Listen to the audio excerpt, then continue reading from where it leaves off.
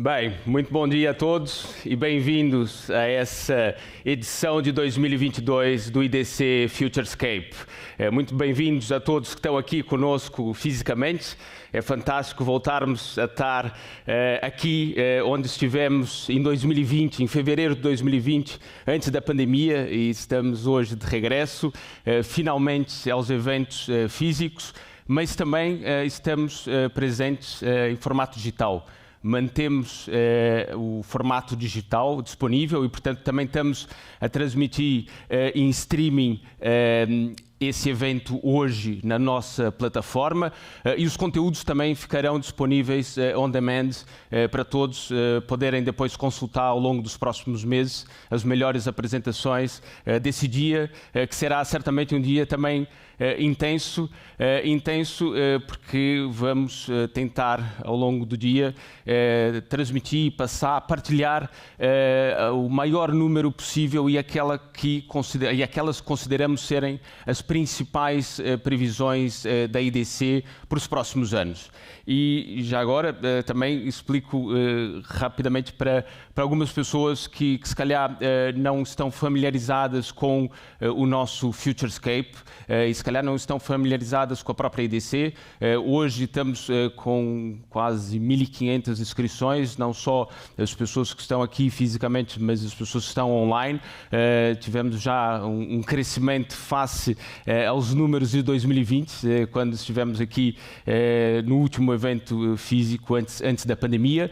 E basicamente a IDC é uma empresa de research. Hoje somos mais de 1.200 analistas e o que os nossos analistas fazem, basicamente falam, não tem propriamente uma bola de cristal, mas falam com os principais atores do mercado, fornecedores de tecnologia, quem compra tecnologia, startups, reguladores, enfim, e falam com todo o ecossistema associado a essa economia digital. E basicamente com base nessa informação desenvolvem research e previsões sobre aquilo que é o impacto da tecnologia nas organizações dos vários setores. E nós, IDC, desenvolvemos há uns anos aquilo que nós chamamos os IDC Decisionscapes, que é uma framework de decisão que permite aos decisores tomarem decisões com base em fatos. Ou seja, nós temos, e esse é digamos assim, o principal, ou digamos assim, a primeira ferramenta de decisão que tem a ver com olhar para o futuro e entender quais é que são as perspectivas de mudança de mercado. E o Futurescape faz exatamente isso, faz uma análise daquilo que são as perspectivas de mudança a curto e médio prazo. Nós depois temos outras ferramentas e outros documentos que olham para aquilo que são as alterações a longo prazo e depois temos um conjunto de outros documentos que permitem às organizações analisarem a sua maturidade, fazerem benchmark, entenderem as melhores práticas, selecionarem fornecedores, parceiros para implementarem as soluções e depois conseguirem continuar esse ciclo contínuo de se adaptarem, de inovarem, de forma ágil, conseguirem se manter competitivos nessa economia cada vez mais digital. Portanto, temos hoje, como disse, uma agenda intensa. Vamos iniciar com uma visão transversal da IDC, com aquilo que são as nossas top pick em termos de predictions, ou seja, vamos selecionar aquelas que consideramos mais relevantes e depois iniciaremos o evento com uma visão daquilo que é o futuro das organizações e o impacto que isso tem no futuro do IT das organizações e depois passaremos para sessões paralelas, para track sessions, onde vamos então olhar para aquilo que são as previsões para os vários temas mais funcionais e muito em linha com aquilo que é a visão da IDC para o futuro das organizações. E nós já não temos tanto falado de transformação digital, mas sim de futuro, daquilo que é o futuro das organizações, aquilo que é o futuro da inteligência empresarial, o futuro das operações, o futuro do relacionamento com clientes e com com consumidores, o futuro do trabalho, o futuro da confiança, onde se inclui aqui a segurança, a privacidade e a ética, o futuro da inovação digital e também o futuro daquilo que é a infraestrutura digital das organizações. E, portanto, vamos nessas sessões, depois do break da manhã e antes do break da tarde, vamos ter várias sessões aqui nas salas paralelas, onde poderão escolher aquelas que que considerem mais relevantes para a vossa função. E depois terminaremos o dia com uma apresentação da Guta Moraguedes, que nos traz aqui, e apesar de já ter programado COBOL no passado, hoje está completamente desligado do mundo do IT, está sobretudo focado naquilo que é a importância da criatividade para a inovação das organizações e, portanto, vai nos dar aqui uma visão de qual é, digamos assim, a perspectiva fora desse mundo digital, daquilo que é a importância da criatividade para a inovação das organizações. Queria, antes de arrancarmos com as nossas previsões, agradecer, obviamente, a vossa presença, quem está aqui hoje, já estamos com a sala quase cheia, quem está em casa também a nos assistir, agradecer também aos oradores e também aos nossos patrocinadores, sem eles não seria possível realizarmos esse evento, e queria também agradecer também aqui a presença especial dos nossos, eu diria, mais colegas do que alunos da nova SBE, que estão aqui conosco no contexto de um programa que já vai na 5ª edição com a nova SBE, onde um programa sobre transformação digital aplicada, onde tentamos aqui trazer o melhor dos dois mundos, ou seja, é um programa que foi desenhado com a nova SBE para, por um lado, disponibilizar todo o research e essas frameworks para que as organizações possam desenvolver os seus roadmaps de transformação digital e, de facto, conseguir essas próprias organizações desenvolverem internamente esse roadmap e esses projetos que muitas vezes se traduzem em projetos de consultorias que nós, IDC, desenvolvemos em várias organizações. Portanto, obrigado pela vossa presença e, portanto, dito isso, agradeço também a nossa equipa que conseguiu, enfim, voltar ao mundo físico, mas mantendo o digital. Portanto, foi um esforço enorme nas últimas semanas. Portanto, obrigado a toda a equipa. E queria também agora agradecer, também chamar aqui ao palco o Bruno Horta Soares. Bruno, bem-vindo, bom dia.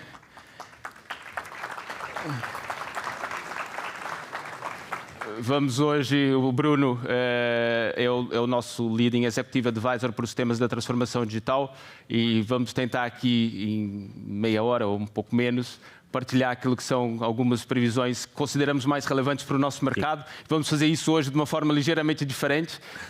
Vamos ver se corre bem, até porque estamos a transmitir isso também online. Bruno, passo-te a palavra. Bem, muito obrigado, Gabriel. Bem-vindos a todos. Como o Gabriel disse, isto é a nossa escolha. Portanto, não foi uma análise baseada naquilo que os analistas, de alguma forma, fazem. Nós temos inúmeros Futurescapes. Nós lemos também a nossa responsabilidade de poder traduzir essas tendências para o mercado português. Acabamos por ler e reunimos e escolhemos entre nós os dois as 10 principais, aquelas que nos atraíram mais. Portanto, não vejam daqui uma prioridade ou uma valorização, além daquilo que foram as mensagens que nós achámos mais fortes e para fazer aqui um pouco uma história nesta sessão. Isto sim, foram os nossos colegas que prepararam esta imagem, de nos trazer uma imagem de mar, de água, de barcos, que é fantástico porque podemos voltar a lembrar-nos de atividades e de sair de casa e de fazer estas atividades e podemos, se alguns de vocês, como eu, podemos voltar a fazer aquelas promessas a nós mesmos, que é agora que eu vou tirar uma carta de marinheiro, portanto é agora que eu vou aprender a navegar. E porquê é que era importante aprender a navegar? Porque os nossos colegas, isto sim, eles escreveram aqui terminologias de navegação que eu não faço ideia o que é que isto significa, mas devem ser a aula número 1 de alguma navegação. Nós estamos a navegar, estamos sempre a avançar, o tempo não para e temos pelo menos esta consciência de que há ventos favoráveis, ou pelo menos há ventos que nos empurram, há ventos que nos travam e talvez hoje, durante as sessões, vocês vão ouvir um pouco mais esta crosswinds, estes ventos cruzados que aqui estão. gestão. Portanto, o que é que nós destacamos aqui nestas drivers que, de alguma forma, depois transversalmente todos os Futurescapes acabam por tocar? Estes ventos contrários, naturalmente, a pandemia, este é um sinal fantástico, mas ainda não há um fim, ou seja, esta visão da endemia vai nos acompanhar, portanto há aqui um vento contrário relacionado com a pandemia. O segundo não podia ser mais atual e, infelizmente, estas questões geopolíticas que atravessamos neste momento, toda esta globalização, toda esta ordem global, continua a ser um foco de imprevisibilidade muito grande e, naturalmente, e vão ver nas nossas seleções, vai estar muito presente e durante o dia também, a questão da escassez do talento e toda esta transformação das competências dos profissionais, mas não só das áreas tecnológicas. Passando aqui àqueles ventos que nós consideramos talvez sejam favoráveis, aqueles que também vos podem estimular a avançar. Naturalmente, todos sabemos, o PRR, a transição digital, está na ordem do dia. Felizmente passámos a ter este tema da transformação digital, não só na cave da informática, se posso dizer, passou a ser um tema mediático, um tema económico, político, social, e isto é muito favorável para aqueles que há muitos anos precisavam deste estímulo, deste empurro. Portanto, isto é muito interessante. Naturalmente, este pós-pandemia e esta visão global vai fazer com que os números económicos da procura também estejam muito favoráveis, o que vai permitir que as organizações, além daquilo que são os seus mercados tradicionais, possam finalmente começar a estimular-se, a ter a ambição da tal mercado global, da escala. Portanto, não são só os lisboetas, não são só os portugueses, há um mercado global de consumidores que quer, de facto, retomar, através das plataformas, esta nova economia digital e, naturalmente, esta aceleração, esta contínua transformação. Nós estamos todos os dias na televisão a ouvir novas tecnologias. Nós tínhamos previsto na IDC há muitos anos, quando lançámos a terceira plataforma em 2007, depois os aceleradores de inovação em 2015, falávamos que em 2022 surgiria a quarta plataforma. Ainda não ouvi nenhuma novidade, pelo menos do lançamento, mas já muitos desses nomes que farão parte da quarta plataforma já estão aí, o 5G, a computação quântica, portanto, está a acontecer. Os desafios são essencialmente relacionados então com os ventos cruzados, ou seja, esta transição de muitas organizações. Nós na IDC temos esta característica, como vocês sabem, de falar essencialmente para incumbentes, portanto aqueles que já têm um legado não só tecnológico, processual, humano e que estão a fazer uma transição. E há aqui uma transição tecnológica que vamos falar já a seguir, que é muito, muito relevante. A importância cada vez maior do tema da sustentabilidade. Um tema que no passado, eu ainda me recordo de haver uma tentativa de vaga do Green IT. Alguém se lembra do Green IT? Portanto, está de volta. Ok? Portanto, é um tema que vai extravasar, como vou falar já mais a seguir, só o tema ambiental, um tema de sustentabilidade. E, mais uma vez, não só uma sustentabilidade do ponto de vista da percepção da organização ou de marketing social ou de responsabilidade social, como falámos. Qual é o papel da tecnologia nesta sustentabilidade? Esta é a pergunta-chave. E um tema que me é muito caro, acho que é muito importante, procuro há muitos anos falar deste tema, a importância do ecossistema.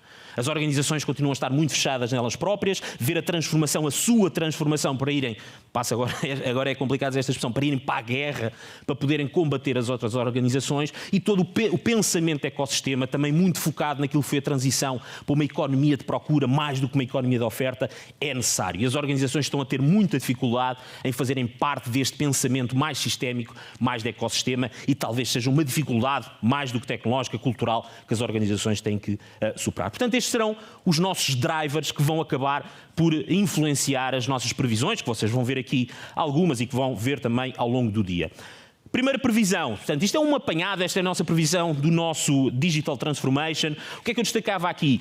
Um número muito, muito interessante. Nós, na IDCI, levem daqui estes números não determinísticos, ou seja, muitas vezes nós temos esta natureza humana de ver as coisas sim ou não, 0 ou 1, não é? Esquerda, direita, portanto, esta visão preto e branco não é uma análise de um Futurescape. Há sempre aqui uma noção de tendência e é isso que nós queremos durante o dia transmitir. Portanto, a tendência tem muitas vezes a ver com o ritmo do crescimento ou o ritmo de desaceleração e, sobretudo, estes momentos simbólicos da transição dos 50%. E este é um dos momentos simbólicos. Em 2020, antes da pandemia, a nossa estimativa era que cerca de 42% das organizações já tinham uma estratégia corporativa de transformação digital, que é diferente de estarem a fazer coisinhas digitais. Tinham formalizado a sua estratégia digital. Ora, os números este ano já apontam para 53%. Portanto, ultrapassámos metade das organizações, organizações, ou mais de metade das organizações, já tem uma estratégia de transformação digital.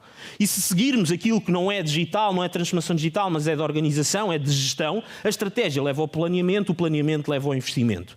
E é esta previsão que nós aqui destacamos. O crescimento do investimento naquilo que é a transformação digital, e aqui sempre recordando que para nós, IDC, o investimento em transformação digital é o investimento em tecnologias da terceira plataforma em diante, pela primeira vez também ultrapassa o investimento em segunda plataforma. Portanto, isto é um sinal de que, mais uma vez, não é que está todo o mundo a fazer transformação digital, mas podemos levar daqui que a maioria das organizações, ou pelo menos a maioria do investimento, já está na transformação digital. É simbólico porque, se nós virmos também o ritmo de crescimento, estamos a falar, e aqui da evolução da última análise que tínhamos feito para esta, o ritmo estava num ritmo de crescimento acumulado de cerca de 15,4%, e este ano a expectativa da IDC é que nos próximos anos, falta ali um 5%, o crescimento seja 16,5%. Mais uma vez, investimento digital. O crescimento acumulado de investimento em segunda plataforma é 0,2%. Portanto, mais uma vez, é possível comprar sistemas distribuídos, sistemas de internet? Claro que sim. Mas isso não é a tendência que os analistas estamos a falar e não é a tendência que vemos em Portugal, para não, Gabriel? Não. E Bruno, ainda bem que referes esse tema, essa transição que nós vimos a nível europeu e a nível mundial também acontece em Portugal. Realmente acabamos por ter um crescimento, e a nossa previsão é que o crescimento do mercado nacional seja ligeiramente inferior àquilo que é o crescimento europeu, mas a tendência é a mesma. E eu referi um ponto que se calhar eu acho até mais relevante e que aconteceu também em Portugal. Nós verificamos ano passado, quando fechamos as contas do ano 2020, verificamos pela primeira vez na história uma correlação inversa entre o crescimento da economia e o investimento em tecnologias de informação. Ou seja, nós, IDC, analisamos o mercado há quase 60 anos e há sempre uma correlação inversa, ou seja, há sempre uma correlação positiva entre a economia e o investimento IT. Quando a economia quebra, o investimento também quebra. E quando a economia cresce, o IT também cresce. O que aconteceu em 2020 foi o contrário, a tal correlação inversa, ou seja, a economia decresceu quase 10% no mercado nacional e o mercado nacional da IT, ou seja, as empresas continuaram a investir, o mercado cresceu quase 2%. Portanto, acho que isso mostra bem que, de fato, estamos a entrar num novo paradigma e não é um paradigma tecnológico, esse já iniciou há algum tempo, mas um novo paradigma econômico e social e, de fato, cada vez mais as organizações estão dependentes do digital, não só para o seu back-office, mas sobretudo para aquilo que é o desenvolvimento da relação com os clientes e do desenvolvimento dos próprios produtos e serviços. Muito bem. O que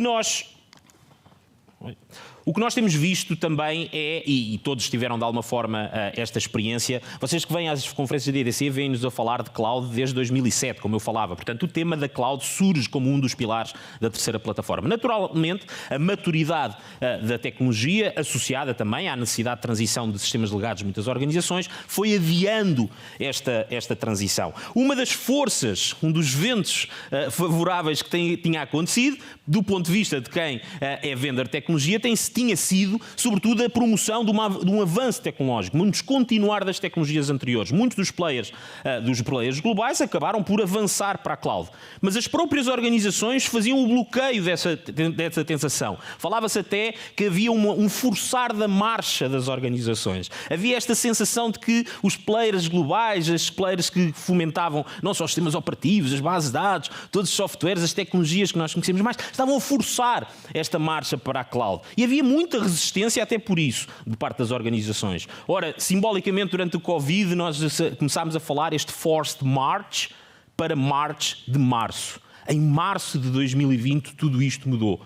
Percebeu-se que, de facto, não era só uma evolução tecnológica, era uma capacitação das organizações para conseguissem verdadeiramente dar a resposta àquilo que eram os desafios, as incertezas, as oportunidades e também as ameaças das organizações. Portanto, não houve melhor oportunidade do que o Covid para promover esta ideia de que, naturalmente, a plataforma de referência da terceira plataforma, que é cloud, é a plataforma da transformação digital. Portanto, não há transformação digital sem que exista uma camada, uma plataforma assente na cloud, independentemente diretamente depois no formato de entrega dessa mesma cloud. A vantagem que nós vimos assistindo é que a maturidade também da tecnologia levou a que hoje também as organizações já não estejam tão preocupadas, ou o discurso, muitas vezes, a forma como comunicam, não é estamos na cloud ou não estamos na cloud, o foco é na modernização aplicacional, porque há naturalmente esta consciência de que existe um legado tecnológico que tem que ser transformado, portanto existe uma visão muitas vezes monolítica das aplicações que suportam hoje os negócios, e esta transição para a cloud, como todos certamente reconhecerão, não pode ser uma transferência direta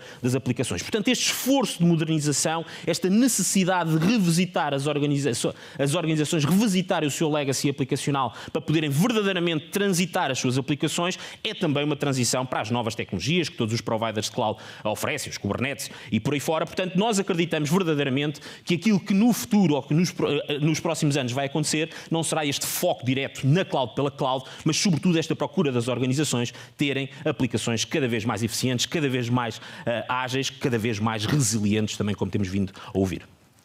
Não, isso, Bruno, isso também acontece em Portugal. O nosso research estima que só em cloud pública estamos a falar de 300 milhões de euros investidos em Portugal, mas eu acho que aqui, e referiste, de facto a cloud não é só a cloud pública, não é só o IaaS, o PaaS e o SaaS, mas é sobretudo essa transformação naquilo que é a gestão da infraestrutura digital das organizações. E aí, se contabilizarmos tudo o que tem a ver com a modernização dos data centers, o private cloud e aquilo que é o repensar a forma como nós desenvolvemos as nossas aplicações nas nossas organizações e toda essa integração entre o mundo que está fora da organização e que está dentro, de facto, isso já transformou, digamos assim, grande parte daquilo que é o investimento que as organizações hoje fazem em IT. Portanto, nós, se somarmos tudo que está em hosting, private cloud, em public cloud, estamos a falar já de 50% do investimento empresarial, e sendo que, se olharmos depois para aquilo que é a terceira plataforma, e tu referiste 2007, ou seja, já vão quase 15 anos que falamos daquilo que seria esse novo paradigma tecnológico, que já aconteceu. Em 2020, nós ultrapassamos os 2/3, ou seja, a terceira plataforma representa no todo já 2/3 do investimento em IT a nível global e em Portugal também. Portanto, é de facto uma realidade. E nós, no dia 17 de março, temos o nosso evento de cloud e, portanto, deixo já aqui o convite para todos para participarem. Temos os 3 cloud providers, os 3 principais hyperscales. Vamos ter também depois os principais players de cloud privada. Teremos uma série de empresas de software as a service e teremos também uma apresentação do Gabinete Nacional de Segurança que vai falar muito sobre as certificações e todas as questões de segurança associadas à cloud. E vamos ter também uma apresentação também da Portugal Digital, que vai partilhar um pouco aquilo que se prevê daquilo que é a adoção da cloud pela administração pública. Muito bem.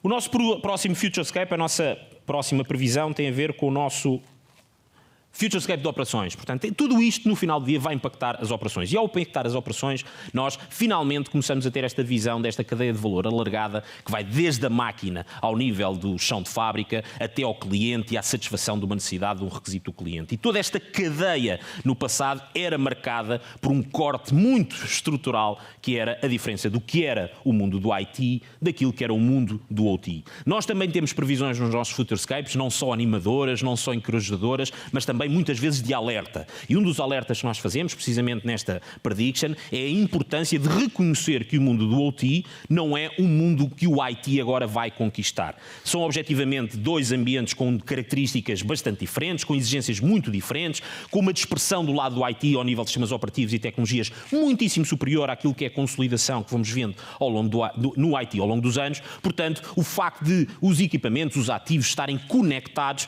não faz com que, a partir desse momento, qualquer engenheiro informático, qualquer IT possa dominar e controlar esses ambientes. Portanto, o que se exige, e esta palavra talvez vá surgir no futuro mais associada à nossa visão das operações, é a necessidade cada vez maior de engenheiros digitais. Aqueles que permitam assegurar toda esta ligação do mundo do IT ao mundo do OT, intermediada por aquilo que é de ambos e aquilo que verdadeiramente deveria ser relevante para as organizações, que é o core informacional. Portanto, aquilo que é a importância de ligar os dois mundos não tem a ver com se no organigrama o diretor A vai tomar conta do diretor B, tem a ver com a importância da consolidação de uma framework informacional que liga os dois mundos.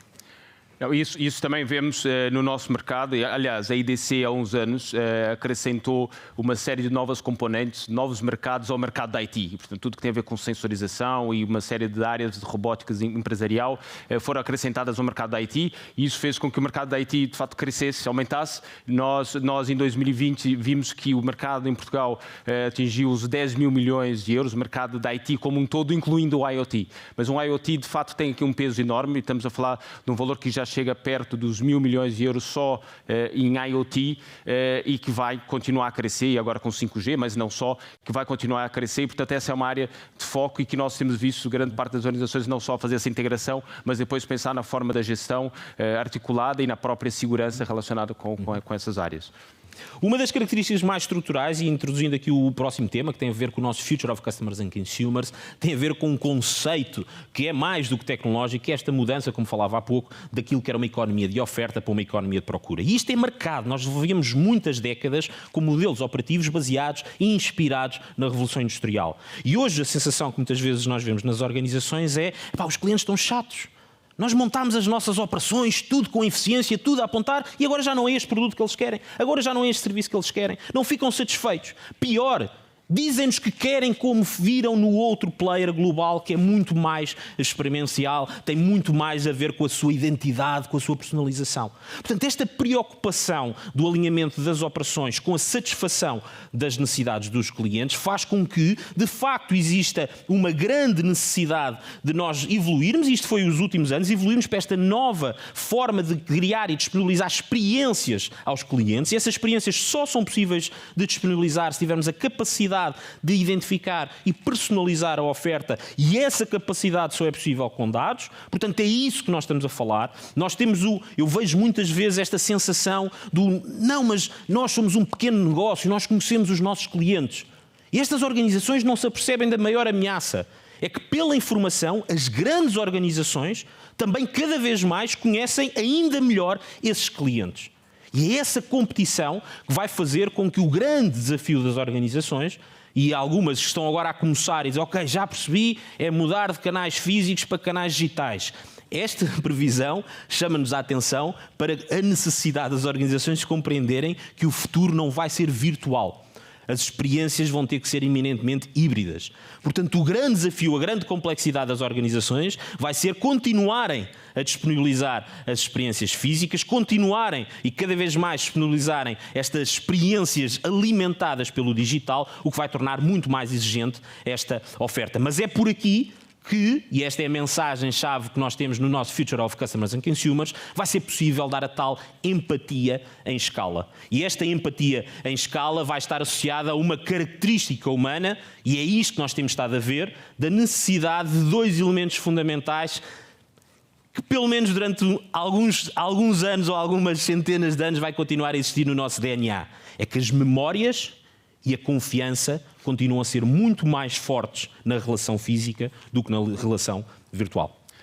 E é curioso, Bruno, estás a falar desse regresso ao mundo físico, e aqui estamos hoje, é fantástico. Estamos não é regresso, é complemento, esse é que é o desafio. E nesse mundo híbrido, e estamos a transmitir em streaming, e vamos ter também as apresentações on demand, mas é curioso porque nós vimos em 2020, com a pandemia, vimos um crescimento de 50% naquilo que foi o e-commerce, a adoção do e-commerce pelas empresas portuguesas. Passamos só havia 40% de empresas que tinham e-commerce em Portugal, passamos de 40% para 60 pontos percentuais, portanto 20 pontos percentuais sobre os 40 pontos percentuais, um crescimento de 50%, mas de facto o que nós verificamos a nível europeu e a nível mundial é de facto as organizações preocupadas com a jornada completa do cliente, não só no mundo virtual, mas sobretudo a integração desse mundo físico com o mundo virtual, criando de facto experiências diferenciadoras para os seus clientes e conseguindo personalizá-las não só no mundo digital, mas também no mundo físico. É algo que nós também prevemos para Portugal, e setores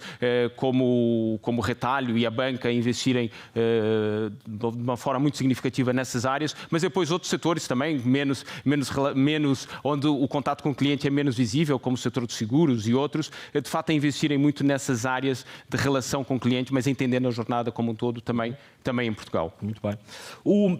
O próximo tema é este tema da visão híbrida, naturalmente, e este talvez tenha sido o que mais impacto teve durante a pandemia, foi o futuro do trabalho, a forma como nós passámos a ver o trabalho. Foi um bom acelerador, foi uma forma de demonstrar a muitas organizações que aquela expressão do nós não podemos, nós não conseguimos, as nossas pessoas não são capazes, numa semana as pessoas foram capazes. E isto é extraordinário, isto é uma forma de demonstrar que às vezes os bloqueios são, nós dizemos, pois as nossas pessoas, e os bloqueios muitas vezes são mais organizacionais do que propriamente humanos. Portanto, os incentivos que são dados vão naturalmente influenciar depois os comportamentos humanos. E aquilo que nós temos visto, a nossa previsão, é que o incentivo que a maior parte das organizações irá dar será este Hybrid First Work Models. Portanto, a visão de que entre a escolha do vamos agora ser físicos, vamos agora ser remotos, a escolha vai ser vamos ser ambos. E naturalmente, quando se quer ser ambos, vamos ter uma maior exigência, porque isto torna-se muito mais complexo, ter esta experiência continuada. Este é um foco importante, porque o que se pretende não é fazes aqui no escritório e vais para casa fazer o que aqui também farias. É hybrid first. Portanto, a ideia é uma necessidade de redesenhar toda a cultura, toda a organização, todos os processos, em função da consciência de que, por desenho, os processos, as formas de trabalhar são híbridas. Isto vai acrescentar, e não podemos ignorar isso, uma variável importantíssima, que é,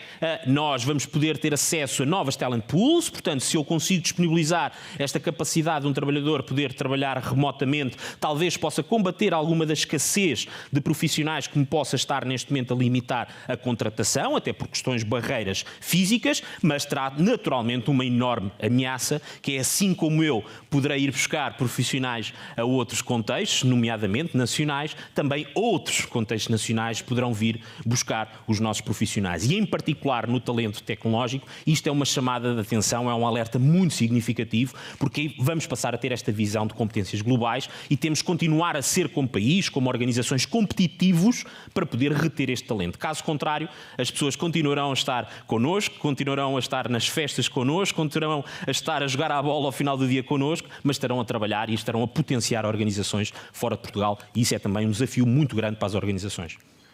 Não, e é curioso, e isso explica o porquê de um recente unicórnio português ser uma empresa exatamente com soluções remote, com soluções exatamente de trabalho remoto, para complementar, no fundo, aquilo que é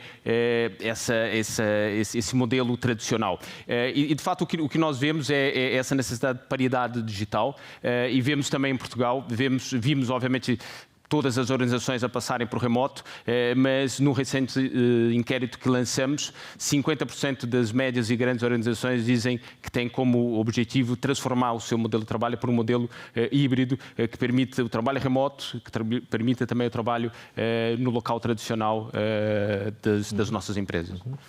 Avançando para o tema da inovação e o nosso Futurescape of Digital Innovation, mais uma vez dar este destaque para a IDC. Inovação hoje está diretamente relacionado com o digital. Portanto, quando as organizações procuram evoluir, avançar, inovar, hoje, por definição, estão a ir ao encontro àquela máxima de every company is a software company. Portanto, objetivamente, as organizações, se querem inovar, se querem adotar tecnologias, vão ter que se tornar, muitas vezes, fábricas tecnológicas, fábricas capazes de ter estes ciclos de desenvolvimento e de entrega muito mais eficientes, muito mais ágeis, como temos vindo a falar. O desafio aqui é que uma organização não consegue de um momento para o outro transformar-se ao ponto de fazer uma reestruturação de pessoas e contratação para montar estas fábricas, por questões culturais, mas também por questões de escassez, como falámos. E aquilo que nós temos assistido, e é também uma chamada de atenção para aqueles mais financeiros que possam estar na sala, é que de facto as organizações muitas vezes o que vão ter que fazer é abrir os cordões à bolsa.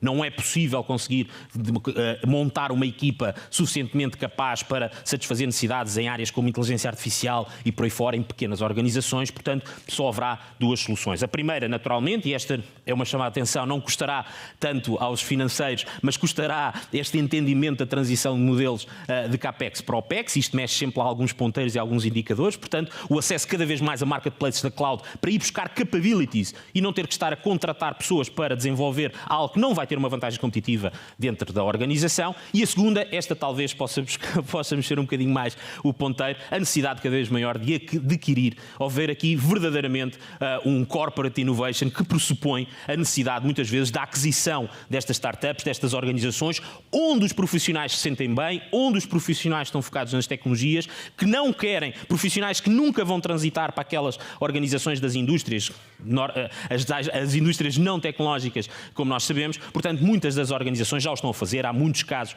globais em que isso é visível. Estamos a falar de muitos milhões de aquisição. Portanto, vai haver cada vez mais esta necessidade de fazer parcerias com o tal ecossistema, parcerias com startups, parcerias com outras entidades, e nomeadamente os vendas tecnológicos, para substituir também este foco talvez um pouco tradicional de vamos contratar pessoas para fazer a inovação. E essa tendência é muito clara a nível global, e nós vemos também em Portugal. E a verdade é que o nosso mercado evoluiu, o nosso mercado e o nosso ecossistema empreendedor e de startups evoluiu imenso nos últimos 10 anos, e nós IDC, desenvolvemos um estudo ano passado para a Startup Portugal e para Portugal Digital, onde contabilizamos mais de 2.000 startups portuguesas. Se olharmos também para aquilo que foi a evolução dos unicórnios, enfim, ano passado tivemos uma chuva de unicórnios em Portugal, ou pelo menos startups ou scale-ups ou empresas com um DNA português, que já representam, se somarmos a 7, o valor dos nossos 7 unicórnios, estamos a falar já de 35% do PIB. Portanto, há aqui uma outra dimensão que de facto começa-se a ver hoje e que mostra a importância das startups ou das empresas que de facto estão a criar inovação e que são cada vez mais apetecíveis para os incumbentes e para as empresas que querem de facto acelerar o seu processo de transformação. Não podia faltar aqui o nosso Futurescape de Intelligence, aquele que de facto foca este ativo da informação, não só pelo ativo em si, não só pelos dados em si, mas pela capacidade de retirar desses dados, dessa informação, os tais insights, a tal inteligência que pode ser depois transitada para a tal criação de valor. E aqui chamava mais uma vez a atenção ao impacto que isto pode ter diretamente naquilo que é esta mesma escassez que estávamos a falar ainda agora, que é esta nova terminologia. Eu gostei muito de escolher esta prediction, esta data meritocracy. E esta data meritocracy no sentido de não existe muitas vezes hoje nas organizações, porque os silos funcionais, a visão hierárquica que existe nas organizações não permite que a informação seja um ativo de transparência organizacional. Muitas vezes, quando nós sabemos que a informação é precisamente o contrário. São ativos de força de áreas contra outras áreas dentro das organizações. Ora, a chamada de atenção, sobretudo aqui também num gap geracional, é que isto afasta os profissionais das organizações. Os novos, ninguém gosta disto, mas talvez as gerações que se adaptam e se acomodam um pouco mais a isto, jogam mais este jogo. As novas gerações não jogam este jogo, não gostam desta retenção da informação, valorizam esta transparência da informação. E isto vai fazer com que as organizações tenham cada vez mais criar esta layer informacional, esta framework informacional que extravasa aquilo que são os organigramas, que são os silos funcionais das organizações. Para isso, e talvez esta seja um dos temas a explorar mais no futuro, uma das previsões da IDC, acumulada a esta, tem a ver com o fim do middle management. Não o fim total, naturalmente, mas uma redução significativa daquela camada intermédia de profissionais que acabava por levar de baixo a informação acima e a informação de cima a baixo. Isto vai ter que ser substituído por plataformas, vai ter que ser substituído por informação, não vai ter que continuar a haver estes bloqueios, estas restrições alimentadas por outros interesses que não sejam os interesses globais da organização. Portanto, esta meritocracia é também uma forma de retenção, uma forma de levar a organização a pensar cada vez mais o ativo informacional de todos e não só de cada uma das áreas. Não, e aqui, Bruno, eu deixo uma nota que tem muito a ver com isso, com essa transformação, essa disrupção que nós vemos ao nível da gestão nas organizações. Isso, obviamente, tem uma alteração brutal naquilo que são as necessidades em termos de skills digitais, e aqui também aquilo que é a necessidade de profissionais específicos do setor, quer sejam data scientists, quer sejam profissionais mais ligados a outras tecnologias, e aqui há uma escassez enorme ao nível europeu. Estamos a falar de mais de 1 milhão, uma escassez superior a 1 milhão de profissionais até 2025. Se nós utilizarmos aqui um proxy, que é o peso do nosso mercado naquilo que é o mercado europeu, que estamos a falar de cerca de 1,5%, estamos a falar, pelo menos em Portugal, de uma falta de 10 mil ou mais profissionais. E, portanto, esse é um grande desafio para que as organizações também consigam fazer esse salto em termos de modelos organizacionais. E a solução não pode deixar de passar. Se não conseguimos contratar humanos, temos que começar a contratar máquinas, não é? Portanto, nós verdadeiramente já vimos falando de automação e estes temas estão todos ligados, porque vejo muitas organizações a começarem por falar na inteligência artificial e informação sem ter em consideração o tema anterior, que é não há inteligência artificial se eu não tiver a capacidade dessa inteligência a aprender com informação, e muitas vezes traz a tecnologia e a tecnologia não tem como aprender, porque a informação está precisamente limitada, está retida em silos informacionais que não são potenciais. Aquilo que nós já vemos, e este também é uma chamada de atenção, é mais uma vez aquela máxima, eu digo muitas vezes isto: with great power comes great responsibility. Para aqueles que estão agora a entrar nesta utilização da inteligência artificial, naturalmente já se percebeu que isto extravasa muito aquilo que era o modelo de conformidade, o modelo legal existente. Portanto, o que está a ser, o que nós prevemos e o que os analistas prevêem é que os próximos anos estes temas da ética, da responsabilidade social e da privacidade associada também à utilização destas tecnologias vá escalar ainda mais. Portanto, para além daquilo que foi o grande desafio do RGPD em 2016, os próximos anos serão verdadeiramente desafiantes. A Europa, em particular, vai lançar uma quantidade muito variada de novas leis, novos acts relacionados com estes, em particular todos os que tenham a ver também com a utilização da inteligência artificial. E essa é uma das áreas onde nós verificamos uma maturidade mais baixa no nosso mercado. Nós temos estado a desenvolver vários estudos em relação àquilo que é a maturidade digital do nosso mercado e das empresas portuguesas, e de facto é na área de intelligence ou na área de informação ou na gestão da informação onde vemos uma menor maturidade. Portanto, esse penso que é o foco que as organizações deveriam ter na gestão da informação e depois darem o salto para realmente conseguirem utilizar a inteligência artificial e automatizarem as suas operações. Nós prevemos um crescimento enorme ao nível do investimento em AI, estamos a falar de 25% ao ano, mas ainda representa muito pouco naquilo que é o total do investimento das empresas portuguesas. Estamos a falar de menos de 1% do mercado total da IT, portanto uma área certamente de foco para as empresas globais e nacionais, certamente. Nós, desde há cerca de 2, 3 anos, deixámos de ter propriamente um discurso exclusivamente associado ao tema da segurança ou da cibersegurança, se assim quiserem dizer, e começámos a falar muito mais do tema da trust. Portanto, todo este tema da segurança acabou de estar encapsulado numa visão mais alargada, que vocês também vão poder ver na sessão de trust de hoje, na parte da tarde, muito mais alinhada com esta integração da segurança com o tema do risco, o tema da conformidade, com o tema da conformidade, mas não só, também da responsabilidade social e da ética e da privacidade. Portanto, para nós, trust é o alinhamento entre estes temas. E o alinhamento é chave. O alinhamento é, verdadeiramente, uma das melhores ferramentas que as organizações têm, estruturais, organizacionais, para se protegerem ou, pelo menos, estarem mais preparadas para o ir e vem. Grande parte daquilo que são os desafios, as vulnerabilidades das organizações, são vulnerabilidades autoimpostas. São vulnerabilidades que decorrem do desalinhamento do negócio com as tecnologias, muitas vezes do desalinhamento dos pessoas, processos e tecnologias e, em particular, muitas vezes do desalinhamento das próprias tecnologias que suportam a proteção. Na verdade, se formos associar ao ciclo de vida, e é isso que está associado a esta prediction, cada vez mais as organizações a pensarem uma integração, uma plataforma comum daquilo que são as tecnologias que suportam a identificação, a proteção, a detecção, a resposta e a recuperação. Portanto, o ciclo de vida da ameaça, de certa forma, tem de ser integrado. Portanto, este desespero que muitas organizações, certamente, as vossas, não podemos ignorar, estão a ter neste momento, como é que nos protegemos, compra, não será a compra de várias soluções tecnológicas dispersas que vai preparar as organizações para este desafio, será cada vez mais a tal integração, a tal visão unificada, onde as organizações vão investir cerca de metade do seu budget. E aqui o que nós verificamos no nosso mercado também é essa tendência, ou seja, de investimento, mas temos visto o investimento sobretudo em tecnologia. Estamos a falar de 200 milhões de euros previstos para 2022, só que segurança é mais do que isso e, portanto, não é só a parte da tecnologia, mas também a parte das pessoas e de toda a transformação da organização e do próprio desenvolvimento do software, portanto, o security by design. E, portanto, há aqui uma transformação que deve ser feita não só ao nível da aquisição da tecnologia, mas sobretudo daquilo que é o desenvolvimento aplicacional nas nossas organizações.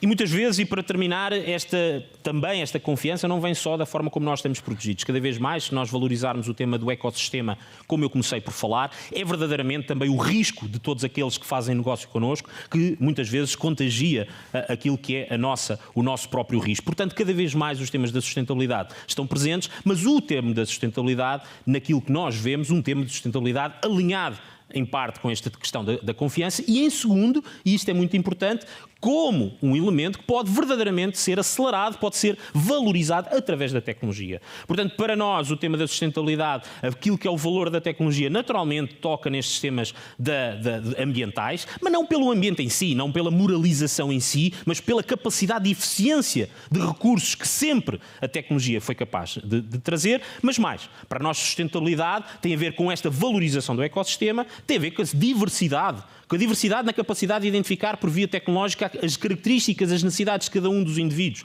Financeiro, ambiental, talvez aquele mais comum, e o final, um elemento também de sustentabilidade, o trust. Portanto, todos estes temas estão ligados e verdadeiramente potenciados pela tecnologia, e esta previsão diz-nos precisamente isso. Cada vez mais organizações respondem que é muito importante esta consciência da sustentabilidade, que também é uma forma de ver que o que estão a fazer não estão a fazer nem para o passado nem para o presente. As organizações querem continuar e querem ser sustentáveis para continuarem no futuro. E nós vemos isso, principalmente na Europa, vemos essa preocupação com a sustentabilidade ambiental, social e económica, e se olharmos um pouco para aquilo que está dedicado no PRR diretamente só à transição energética, estamos a falar de 20% de 16 mil milhões de euros. Portanto, de facto, vai haver muito dinheiro para essa transição, mas de facto a grande transição vai ter que ser feita pelas organizações numa perspectiva mais transversal em relação à parte ambiental, social e económica. E qual é a melhor forma, ou a forma mais perfeita de terminar esta sessão, mas sobretudo a forma mais perfeita de avançar e de tornar esta nossa conferência também o início, do que fazer aqui uma referência às palavras do príncipe perfeito, o rei João II, que quando Bartolomeu Dias lhe chegou ao Império a dizer que tinha finalmente cruzado o Cabo das Tormentas, porque lhe tinha dado muito trabalho a cruzar o Cabo das Tormentas, o rei João II disse: não, esse cabo vai se chamar Cabo da Boa Esperança. E é também isso que é esta atitude positiva que nós queremos que vocês levem no final do dia. Certamente vão ficar muito atormentados, mas queremos sobretudo que tenham muita esperança para o futuro. Muito obrigado a todos. Mas Bruno, deixa aqui mais uma nota. Deixo daqui mais uma nota, de facto, aqui é muita esperança, mas deixo mais uma nota que, de facto, nós vivemos num mundo muito volátil e nós sabemos hoje o que está a acontecer aqui do lado, né? E nós temos um colaborador também ucraniano e, de facto, são momentos difíceis, mas eu acho que, sobretudo, e enfim, espero que corra tudo pelo melhor para todos e principalmente aqui para a família do nosso colega, do Roman, e o que eu acho que isso mostra é que, de facto, vivemos em tempos muito voláteis, não é? E eu também deixaria aqui uma última nota, e leio muito um autor que é o Nicholas Nassim Taleb, que escreveu o Cisne Negro, o Black Swan, que tem uma série de livros que se chama O Incerto, que tem um livro que eu particularmente gosto, que é o Antifragile, que é o antifrágil, não é? É de facto a capacidade das pessoas e das organizações conseguirem ser mais competitivas com os desafios e, portanto, conseguirem ganhar força e ganharem capacidade de serem mais fortes com os vários desafios que enfrentam. Eu acho que estamos certamente nesse momento e espero que todos possam ser mais fortes nesses próximos anos e, portanto, boa sorte, um bom ano de 2022 para todos e continuamos assim o evento. Muito obrigado. Bom dia a todos.